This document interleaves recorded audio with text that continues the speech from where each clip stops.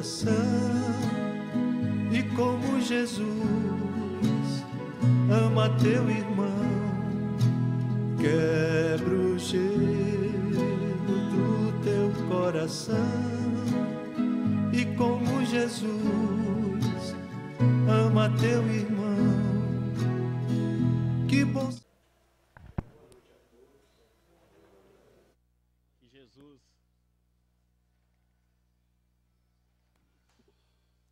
Que Jesus nos abençoe, que nos auxilie nas reflexões da noite, nesse tema delicado, né, mas necessário para nosso estudo, para conhecimento que deveria ser de toda a humanidade, né? O suicídio, ele é um grande problema de saúde pública, revelado pela Organização Mundial da Saúde, no qual estabelece que a cada 40 segundos um suicídio ocorre no planeta. E o Brasil é o 8º do ranking mundial. Aproximadamente 12 mil casos por ano. Razão pela qual a Organização Mundial de Saúde estabeleceu um programa para atender àqueles que tentaram o suicídio e não conseguiram. Também deveria ser para atender aos familiares que, porventura, estão inseridos no drama, porque acaba todo mundo participando, todo mundo sofrendo, né? A sequela acaba sendo de todos. Razão pela qual o Ministério da Saúde estabeleceu que esse programa pudesse chegar às secretarias e, dessa forma, atender a todas as comunidades. Esse estudo é recente, é do ano passado, então as ações políticos-sociais estão no seguinte: ou ainda está em fase de implementação, ou ainda não existe. Essa que é a nossa realidade. E do ponto de vista espiritual, como estamos? Desde que o mundo é mundo, as religiões geralmente dizem que aquele que cometeu o ato suicida, a alma está destinada ao inferno sem remissão. Assim é o islamismo, as doutrinas cristãs também têm o mesmo posicionamento, exceto a doutrina espírita. Nós vamos encontrar no hinduísmo, por exemplo, a ideia de que a alma, ela, após cometer o ato, ela vai ficar vagando por aí, até que o tempo que a alma deveria passar em vida seja completado. A partir de então, ela volta a reencarnar. No budismo, nós temos a informação de que, devido à lei de causa e efeito, aquele ser volta à Terra agora com problemas na área em que o ato foi inserido. E a doutrina espírita? O que ela tem a acrescentar sobre isso? Qual a sorte, qual o destino daqueles que buscam o plano espiritual pelas portas do suicídio? Nós vamos na questão de número 944 do Livro dos Espíritos. Nós vamos encontrar Allan Kardec perguntando aos espíritos superiores: o homem tem o direito de dispor da sua própria vida? Os espíritos respondem: não, só Deus tem esse direito. O suicídio voluntário é uma transgressão dessa lei. E Allan Kardec desdobra a questão: o suicídio não é sempre voluntário? Os espíritos respondem: um louco que se mata não sabe o que faz. Então nós temos aqui a questão do suicídio voluntário, é aquele que tem a vontade de morrer mesmo, e aquele que por alguma questão ele não tem a vontade de morrer e se encaixa nesse quadro do involuntário. Nesse caso, o louco, e nós vamos fazer um paralelo também com o Evangelho segundo o Espiritismo, no capítulo 5, Bem-aventurados os aflitos, no item 15, postos de lado os que se dão em estado de embriaguez e de loucura, aos quais se pode chamar de inconscientes, é incontestável que tem eles sempre por causa um descontentamento, quaisquer que sejam os motivos particulares que se lhe apontem. Então, a pessoa que busca o suicídio realmente está descontente. Nesse caso do inconsciente, onde se colocou também foi inserido o embriagado, ele, porventura, pode estar passando por uma ponte ou ainda por meio da rua, e está inconsciente, porque não está em posse da sua lucidez, o carro pegou, então ele vai ser enquadrado num tipo de suicídio diferente. Então, para a gente poder organizar o pensamento, nós temos o suicídio direto, o voluntário, e o indireto, aqueles que não têm a intenção de morrer, mas faz uso de substâncias agressivas, tóxicas para o nosso organismo. E separamos dois casos que foi colocado, o caso do embriagado e o caso do louco, porque o louco que se mata não sabe o que faz. Não é? E os demais, aqueles que fazem uso de substâncias agressivas. A Organização Mundial da Saúde, em um outro relatório, ela fez o estudo do tabagismo. Segundo esse relatório, o tabagismo ele é responsável por 52 tipos de cânceres diferentes. Em outro estudo, falando a respeito do alcoolismo, uma pessoa exposta ao álcool por 5 anos consecutivos, ela praticamente destrói o seu fígado. Além dessas substâncias, nós temos o uso de drogas, por exemplo, nós temos o excesso de comida também. A pessoa que fica muito irritada, ela começa a derramar sobre o seu organismo hormônios desnecessários, que vão certamente substâncias agressivas, que vão diminuindo a saúde da pessoa. Por exemplo, todos nós temos um planejamento reencarnatório. Então, eu, no meu planejamento, posso ter colocado lá que eu vim à Terra para viver 60 anos. Então, esse corpo aqui, ele está preparado para viver 60 anos. Mas vamos dizer que eu utilize de alguma dessas substâncias em excesso. E a minha saúde vai diminuindo. Lá vou eu embora aos 40 anos. Portanto, vou na condição de suicídio indireto. Por quê? Porque meu corpo não foi preparado para fazer uso dessas substâncias e eu desencarnei antes do tempo. Então, nós temos aí alguns casos que são particulares. Nós vamos agora ao Livro dos Espíritos, em uma outra questão, para a gente poder situar casos particulares de casos que são de conhecimento geral. O que acontece com um amigo meu que partiu, eu gostaria de saber como é que ele está, se ele foi para uma zona de sofrimento, se ele foi resgatado, tem condição de saber?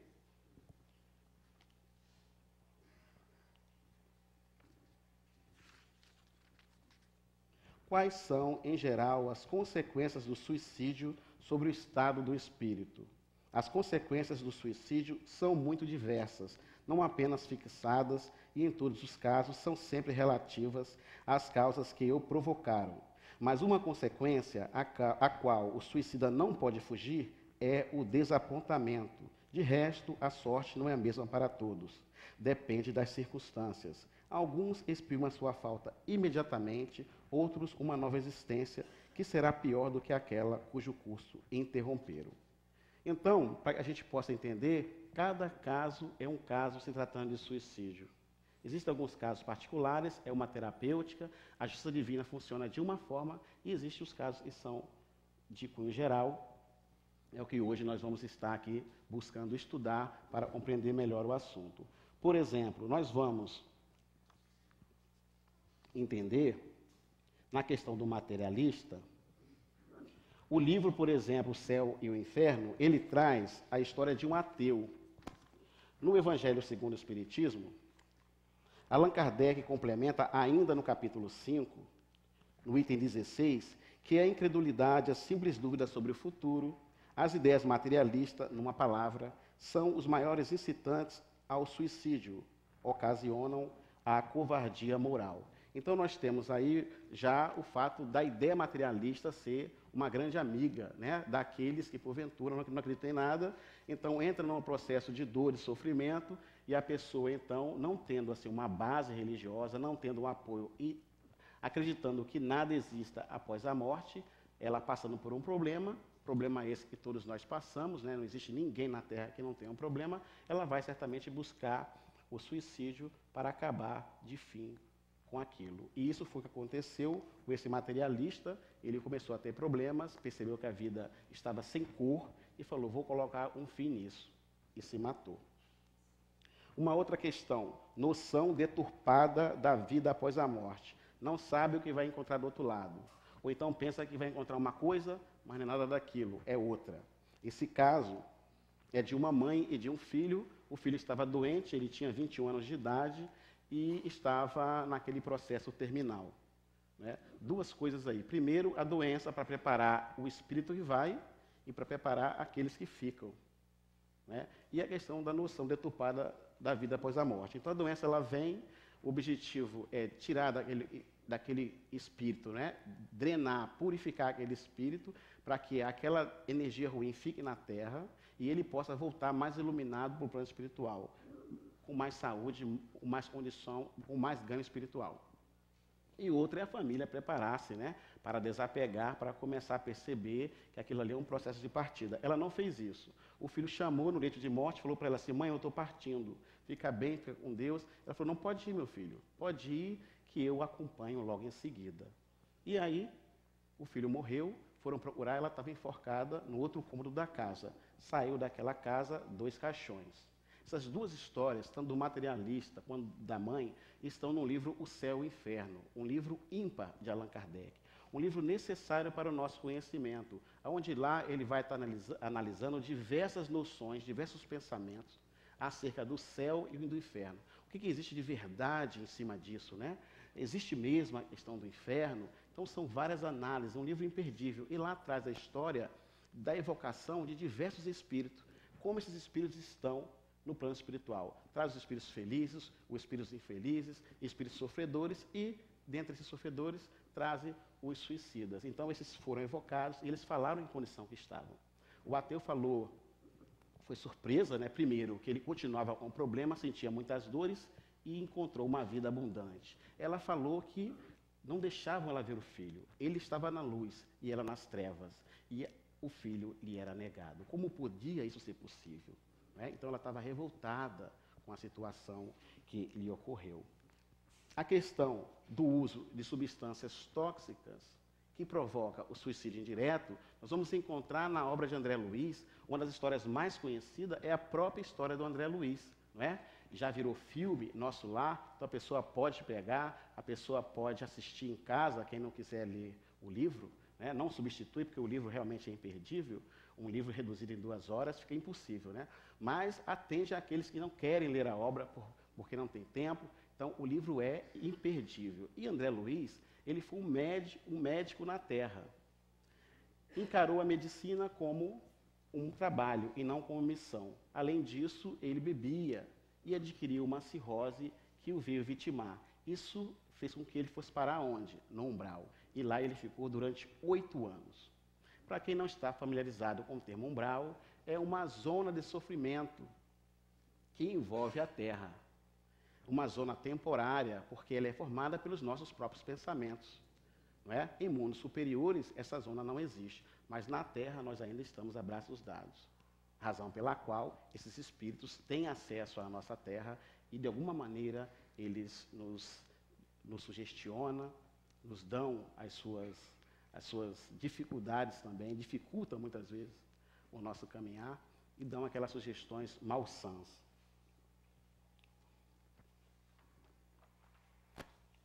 Tem outras razões: orgulho, rebeldia, vergonha, paixão, arrependimento. São inúmeras as razões que fazem com que uma pessoa busque o suicídio. Então nós vamos contar a história de Raul, que seria um caso particular, e depois nós vamos entrar naquilo que nós consideramos como geral. Raul, ele buscou o suicídio pelo arrependimento. Ele morava no interior e, de repente, um amigo chamou para ele morar na cidade grande. Com aquela promessa, a cidade grande naquela época, né? As pessoas buscavam a cidade grande para poder se prosperar, para poder vencer. E assim ele foi. Mas quando chegou lá, o amigo estava noivo. Ele colocou os olhos na noiva e se apaixonou, platonicamente. E agora, o que fazer? Pensou ele. Eu preciso dar um jeito nisso. A minha única saída é eliminar o meu amigo.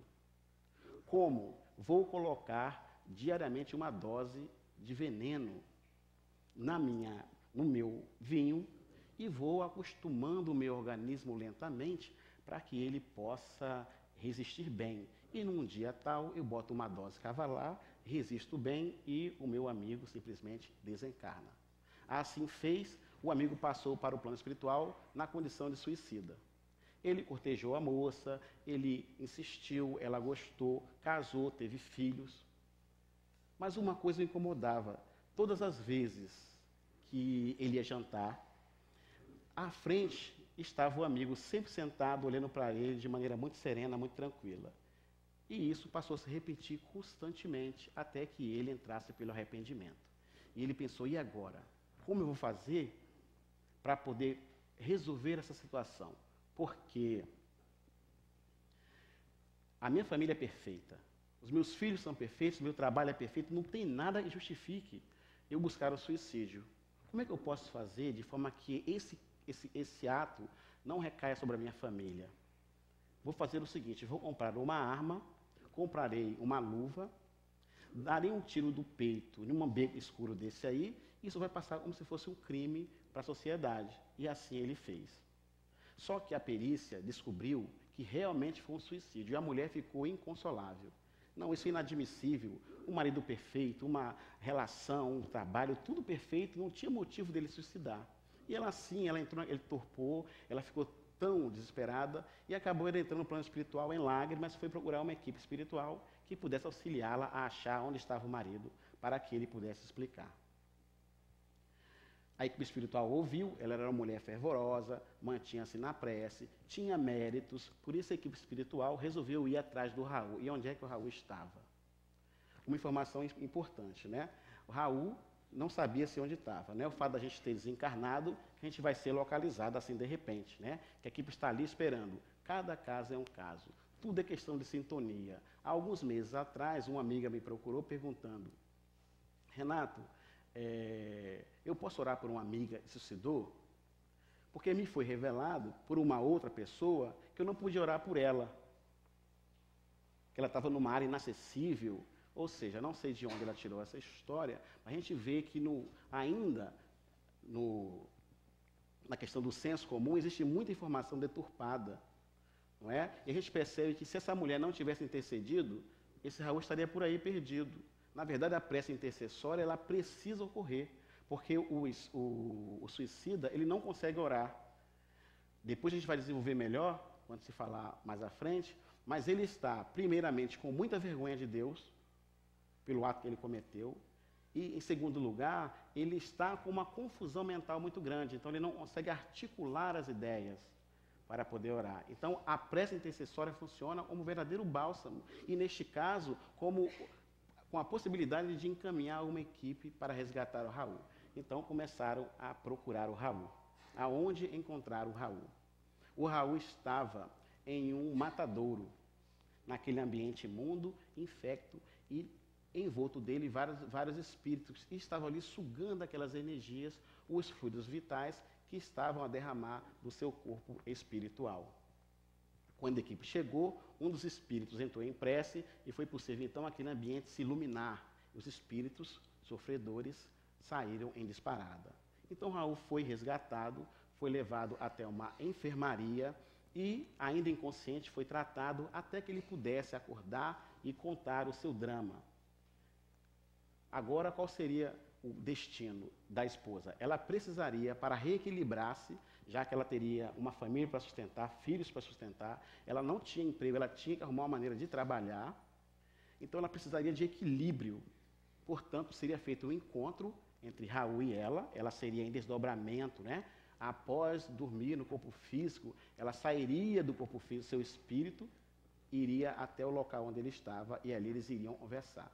E na conversa, então, Raul, orientado pela equipe espiritual, por dizer para ela que realmente se tratava de um crime, mas que estava tudo bem com ele, fazia parte dos planos divinos, eles auxiliariam ela no que podia, mas que ela não procurasse a justiça mais, que ela deixasse para lá, porque isso realmente tinha que acontecer.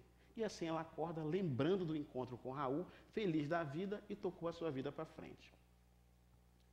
Então vamos agora para os casos de cunho geral. Esses casos, na verdade, o que geralmente ocorre no suicídio é isso. Mas existem os casos particulares, né? Ele é contado por um livro fenomenal, um livro chamado Memórias de um Suicida. Este livro é o mais completo quando se trata do assunto dentro da literatura espírita, de Ivone do Amaral Pereira, a saudosa Ivone. Esse livro é ímpar, mas é preciso, certamente, ter estômago forte, para a gente possa estar lendo esta obra. Nós vamos suavizar ao máximo que podemos, mas o fato é que a gente precisa contar a verdade. Então, vamos lá. Nós vamos acompanhar a história de Raul, melhor dizendo, de Camilo. Camilo, ele foi um suicida. Mas o que ele fez? Ele pensou assim, depois do resgate, ele pensou em auxiliar aquele que, porventura, poderia pensar em suicidar. Então, a nossa recomendação é que se alguém está pensando em suicidar, não faça isso antes de ler essa obra. Importa demais que a gente avance no plano espiritual sabendo desse conhecimento, né? Dá uma lida antes, não é isso? Então vamos acompanhar Camilo, porque o objetivo é, sem conhecimento, é mais difícil. E a doutrina dos Espíritos, ela veio para isso, para nos possibilitar o conhecimento salvador, para que nós próximos pudéssemos, através do livre-arbítrio, achar o caminho, né? Voltando então à história de Camilo, ele foi um escritor famoso, acostumado ao glamour, acostumado às festas, né? Acostumado a ter seu nome nas altas sociedades, e de repente, em torno dos 50 anos, Raul percebeu-se com a luz dos olhos faltando. Ele foi ficando cego e não aceitou isso. Falou, como pode eu, uma pessoa de renome, uma pessoa tão social, viver desta maneira? Então os amigos foram faltando, ele foi se isolando e ele pensou, a única maneira de eu resolver isso é dando um tiro no ouvido. E assim ele faz. Logo em seguida ele se percebe, de repente, acorda e se vê num local imundo, infecto, um cheiro horrível, bem escuro. E ele falou assim, como é que pode a minha família me deixar neste quarto horrível? Não, quando os meus familiares chegarem até a mim, eles vão me ouvir. Eu vou conversar com eles, porque isso não é condição humana. Só que o familiar não chegou, e lá ficou ele bastante tempo. E aí a situação dele foi melhorando, a iluminação dele, os olhos dele foram aumentando, e ele foi percebendo que ele não estava em uma enfermaria, ele estava numa cova desse cemitério. E ali ele estava preso aos despojos carnais. Por que isso aconteceu? Ele tirou a vida dele quando ainda tinha muito fluido vital. Então, nós somos ligados ao corpo físico pelos fluidos, pelos laços fluídicos. Esses laços fluídicos tem um que é o principal. Quando a gente, porventura, vai dormir, só em a gente relaxar, esses laços se afrouxam. E o espírito, portanto, é como se fosse um balão, ele solta. Mas tem um cordão, conhecido como cordão de prata, que ele fica ligado. Em muitos casos, ele é removido cirurgicamente por uma equipe espiritual que é encaminhada para poder auxiliar a desencarnação de alguém que está desencarnando. Então é um processo médico, é um processo cirúrgico, há uma intervenção, uma equipe para isso. No caso do suicídio, como estava pleno das suas forças físicas, ele ficou preso. Então ele disse que acompanhou todo o seu processo de decomposição. O cheiro, os vermes corroendo, né, todo o seu corpo.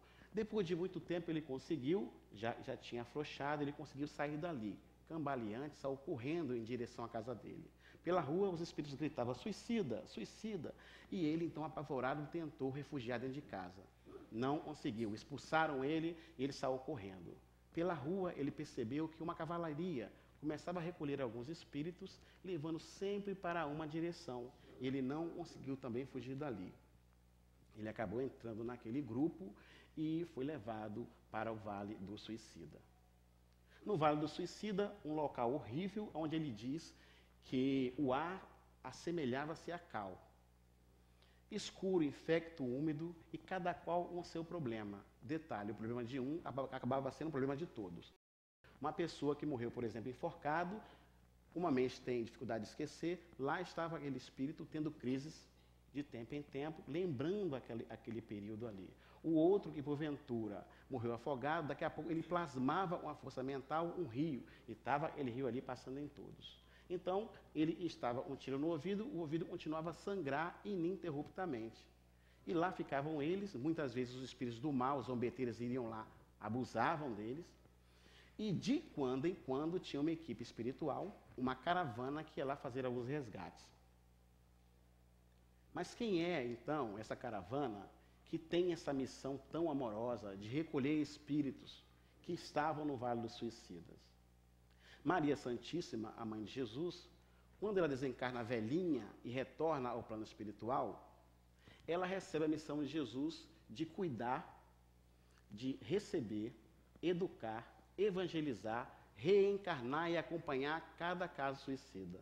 Então, todos os suicidas estão sob a tutela de Maria Santíssima. Então, a Legião dos Servos de Maria chegou naquele dia e Camilo foi resgatado após 10 anos habitando o umbral. Então, quando ele chegou na Legião dos Servos de Maria, percebeu o ar respirável, né? Percebeu a enfermaria, alguns foram para o manicômio, devido a ter ido muito fundo na sua queda, outros foram para o isolamento, porque não permitia o contato com o ser humano, e outros, como ele, foi parar na enfermaria.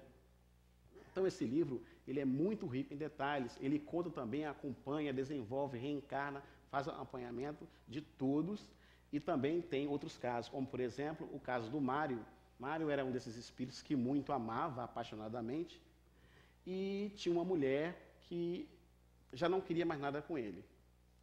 Então, Mário disse assim, a esposa falou assim, olha, vamos nos separar, a gente não está dando mais certo, você vai para o seu lado, eu vou para o meu. E assim foi feito. Mas ele não aceitou, continuou perseguindo ela, porque tinha que ser ela. Um belo dia, nesse ato enfurecedor, ele estrangulou a mulher e logo em seguida veio a enforcar. Mas quando chegou na Legião dos Servos de Maria, ele se arrependeu.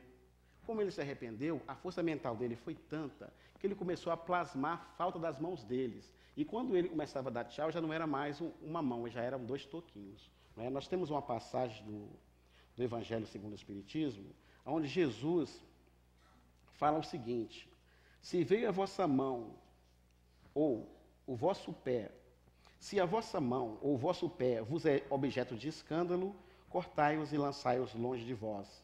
Melhor será para vós que entreis na vida tendo um só pé ou uma só mão, do que terdes 2 e seres lançados no fogo eterno.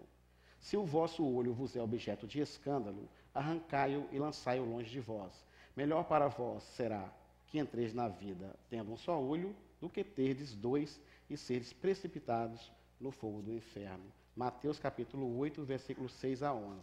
Então nós temos aí o caso de Mário, já denunciando que a reencarnação dele seria uma reencarnação difícil, ele nasceria sem as 2 mãos, e detalhe, ainda teria agravado a situação do estrangulamento, ele teria diversas crises durante a vida dele, por aquela área estar comprometida. Não é? Então, o suicida, ele tem a necessidade de recapitular a prova, e ainda trazendo para a vida presente a problemática ocasionada pelo tiro, pelo objeto perfurante, seja qual for a causa que a pessoa utilizou. Então, quando chegar na idade na qual a queda se deu, vai se recapitular aquela história. Né? Então, ele ficou cego por alguma razão, vai enfrentar de novo a cegueira. O suicida precisa recapitular a prova, senão ele não passa.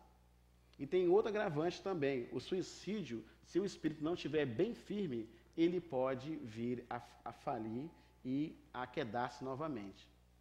Chico Xavier, certa feita, ele foi procurado por uma senhora que veio interceder por um filho. O filho já havia perdido um braço, a medicina já teria tirado uma perna, e agora, para poder fazer com que limitar uma doença que o garoto tinha, o médico queria tirar mais a outra perna. Então ela ficou apavorada. Correu até o Chico Xavier e pediu ao Chico Xavier clemência, que ele pudesse interceder, porque senão, daqui a pouco, o menino não tinha mais nada.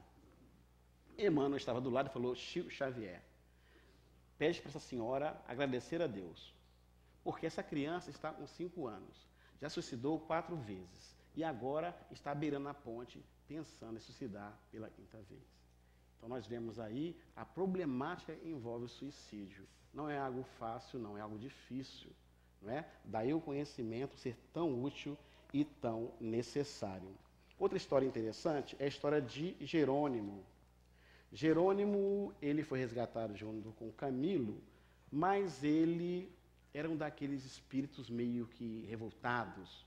Chegou lá, aceitou o tratamento, mas colocou uma condição: eu até me sinto apto a ser tratado, mas antes quero ver a minha família. Já havia 15 anos que ele havia desencarnado, mas ele queria ver a família dele. E os enfermeiros, primeiramente, disseram: amigo, não é hora ainda. Se fortaleça, se trate, se cure. Os médicos disseram a mesma coisa. O caso foi parar na governadoria, E o governador disse, olha, o melhor para você é que sua mente não sofra nenhum abalo. Ele falou, mas eu quero, se não for assim eu não aceito. Então vai ser por sua conta e risco. E aí a caravana deixou aquele irmão na cidade onde havia acontecido, né, o ato indevido. Jerônimo, ele tinha um patrimônio maravilhoso. Ele era bancário, era contador, e então o que aconteceu com ele? Ele começou a jogar e foi perdendo seus bens. Adquiriu muitas dívidas e, por vergonha, para não assumir o seu erro perante a sociedade e perante a família, ele resolveu tirar a vida. E ali estava ele 15 anos depois do que havia ocorrido. Procurou a mulher e encontrou a mulher trabalhando na feira. Depois foi procurar a filha e encontrou a filha numa casa de prostituição. Bom, a mente já estava abaladíssima. Ele resolveu então procurar o filho. Descobriu que o filho tinha matado um homem e, portanto, estava preso. E lá, ele, chegando até o filho, por essa aproximação, o filho de cara pensou nele. E em lágrimas o filho revelou, pai, se não fosse o seu ato suicida, nós não estaríamos nessa condição. Resultado, ele saiu dali dementado, voltou para a Legião dos Servos de Maria, agora isolado para um tratamento um pouco melhor. Então nós temos aí este livro em que ele vai dizer que o tratamento dado ao suicida, eles são variados, embora existam alguns que necessitam de muita internação na carne, ou seja, precisa de reencarnações temporárias, e existem outros também que o contato com a energia animal, nós temos em abundância, é necessário. Então, durante o sono, alguns médios, porventura, se encontram em uma reunião para que esses espíritos possam ser atendidos. Em outros casos, é preciso que eles internem na carne em estações temporárias, ou seja, pequenas gestações, ainda uma gestação de 6 meses ou de 1 ano, ou até mesmo um pouco mais, possibilitando o nascimento da criança. Agora, o que acontece? Como tudo é livre-arbítrio, ninguém vai aceitar ser pai ou mãe de um espírito suicida. Na verdade, eles dizem que é uma agulha no palheiro. Roda-se o mundo para achar um casal que queira aceitar um filho nessa condição. Então, como é feito o convencimento? Já que é tão difícil assim achar. Puxa-se a ficha do pai e da mãe e percebe-se naquela ficha que aquele casal ele tem diversos problemas com a lei divina para acertar. Se for puxar a nossa também, não vai ser muito diferente, né? Porque nós estamos na nossa melhor reencarnação. Então, se puxar a nossa ficha, para por aí. Né? Então, eles dizem assim, olha, eu sei que a situação é difícil, que esse espírito é um espírito difícil, mas olha só a sua ficha. Aí você começa a olhar para aquela ficha e ele fala assim, ó, vai sair isso, esse problema aqui acabou, esse aqui foi suprimido. Em cima disso, a gente acaba se convencendo e lá nós temos que passar por esse problema. Por quê? Porque o espírito precisa ser ajudado, não há outra maneira. Então, esses casos são colocados no livro, e aí o livro, o que acontece? Ele acompanha cada caso, depois a criança nasce, né? A equipe espiritual vai acompanhando o desenvolver daquela criança, a problemática, vai dando um suporte. Ali mesmo na Legião, eles têm uma reeducação moral. Tem um dos espíritos que na época que Jesus estava na Terra, ele era uma criança. E ele, portanto, hoje trabalha lá na Legião dos Servos de Maria. Então ele conta para todos esses irmãos as passagens do Cristo, revela num paredão, coloca todas aquelas histórias ali, vivas, e então o espírito sai dali bem fortalecido. Bem fortalecido. Mas a gente sabe da dificuldade que é enfrentar o ato suicida. Voltando ao Evangelho, nós vamos encontrar, no item 17, algumas ideias que auxiliam assim, ao espírita a evitar o suicídio. Ainda no capítulo 5, o item de número 17, diz assim, o espírita tem, assim, vários motivos a contrapor a ideia do suicídio. A certeza de uma vida futura em que sábio será mais ditoso, quanto mais inditoso e resignado haja sido na terra. A certeza de que, abreviando seu dia, chega precisamente a resultado oposto ao que esperava. que se liberta de um mal para incorrer no mal pior, mais longo e mais terrível, que se engana imaginando que, com matar-se, vai mais depressa para o céu, que o suicídio é um obstáculo a que no outro mundo ele se reúna aos que foram objeto de suas afeições e aos quais esperava encontrar, donde a consequência de que o suicídio, só lhe trazendo decepções, é contrário aos seus próprios interesses. Então, o espírita ele tem um patrimônio de informações que realmente são antídoto contra, não é? Contra a ideia do suicídio. Camilo, ele nos traz esse livro revelador, trazendo a sua própria dor, trazendo todo o seu sofrimento. Ele vai falar também que a cegueira dele, a gente percebeu nas histórias, que todas as histórias estavam ligadas ao presente. Um porque perdeu o patrimônio, outro porque não aceitou o não da mulher, né? Outro porque razões variadas. E ele vai contar que ele ficou cego. É claro, essa cegueira não foi à toa, essa cegueira tem um passado. Essa cegueira, ela está ligada à lei de causa e efeito. E ele mesmo revelou para a gente, nesta obra, por que ele ficou cego. Numa reencarnação anterior, ele viveu aquela época da Inquisição, na qual os padres católicos saíram por aí a procurar os hereges, que eram aqueles que não professavam a religião católica. Eram considerados como bruxos, eram considerados como feiticeiros.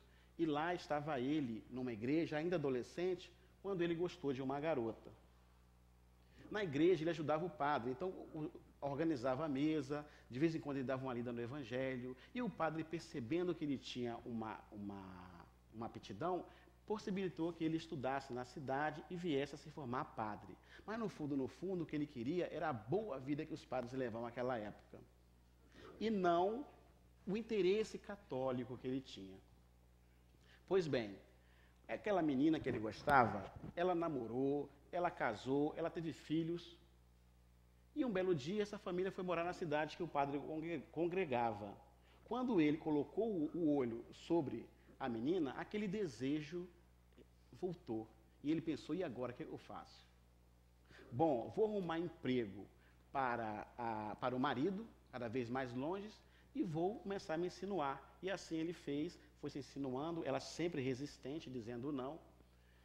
E o fato é que ele começou a ficar com muita raiva e arrumou uma cilada para o marido dela, numa dessas inspeções, e ele foi acusado de heresia e foi preso. A mulher, muito em lágrima, continuou resistente, pedindo para que ele pudesse libertar o marido. E ele falou, vou libertar sim, mas antes de libertar, vou fazer um presente. E ele faz então a queima dos 2 olhos do marido com ferro incandescente. Por isso que é a cegueira dele. Então ele está resgatando um erro do passado. Mas isso não significa dizer que ele precisava suicidar. Porque o que acontece com aquele homem? Ele também suicida. O homem fica se sentindo imprestável, volta para casa e se suicida. Né? Então o ato dele em si não estava ali inscrito suicídio, não imagine. Não existe ninguém que venha à Terra para suicidar. O mal, na verdade, ocorre sempre por nossa conta. E aí, então, ele se suicidou por quê? Ele se suicidou por falta de fé, de religiosidade. Ele não tinha um contato com Deus, que é o que geralmente ocorre. Não é? O suicídio, quando ele não está ligado à loucura, à questão da embriaguez, como nós colocamos, ele vai estar ligado, certamente, à noção, à falta de fé. Da gente poder, de alguma forma, buscar a fé no futuro. Ter certeza de que aquilo é passageiro, porque não tem dor que exista para sempre, né? Buscar na resignação um amparo, buscar em Jesus o lenitivo. A gente precisa, na verdade, buscar ajuda. Então, ele se suicidou exatamente por causa disso, porque ele não tinha fé. Então, aí, a doutrina dos Espíritos volta com essa questão da fé, né? A doutrina dos Espíritos volta com essa questão do consolo, para que nós busquemos, através do estudo, através da oração, fortalecimento para que a gente não caia nessa condição. Na verdade, todos nós estamos aí suscetíveis de uma hora ou outra fraquejar e até pensar no suicídio e até chegar nas vias de fato. O que nós temos, na verdade, é o conhecimento, é a nossa fé, é a certeza de que a gente não pode deixar isso acontecer. Porque sempre vai haver um outro fator interessante, é o fator obsessivo. Sempre vai haver um espírito que, de alguma maneira ou de outra, vai chegar até nós e vai nos insuflar a ideia suicida. Por exemplo, a gente pode estar pensando, por alguma razão ou outra, por um problema ou outro, dizer, poxa, eu acho que eu vou tirar a minha vida. E aí os espíritos do mal vêm e dizem, é isso mesmo. Está esperando o quê? A vida não presta, é sem cor, está cheia de problemas, você não vale nada, vai colocando a gente lá para baixo. Mas o contrário, também existe uma pleia de espíritos do bem que fica do lado dizendo, nada disso, você vale muito. Pensa na sua mãe, na sua família, pensa em Deus, faça uma oração. Então existe, na verdade, uma grande luta íntima, em que o bem e o mal estão ali, dando as suas sugestões, que cabe a nós, com o nosso livre-arbítrio, decidir. Não é? Sempre o nosso livre-arbítrio decide.